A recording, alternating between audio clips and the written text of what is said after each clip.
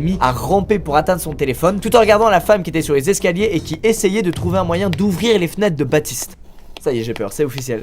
Les petits regards derrière. Baptiste a enfin pu aller dans sa chambre pour choper son téléphone et pour appeler le propriétaire de l'appartement afin qu'ils appellent la police et qu'il y ait une enquête sur ça, quoi. Après ça, Baptiste est retourné dans son salon pour voir si elle était encore là. Et non, aucun visuel. Mais d'un coup, il a entendu un gros bruit qui venait de son plafond. Il explique que son plafond, c'est un plafond fait en dalles de liège. Vous savez, c'est les trucs qu'on peut soulever et décaler. C'est les plafonds les moins rassurants du monde, qu'on se le dise. Après avoir entendu du bruit venir de là-haut, il a donc regardé ce qui se passait là d'où venait le bruit et il a vu une dalle se soulever, être décalée sur le côté et il a vu le reflet de la lumière dans ce qui s'apparentait à être deux yeux dans le noir.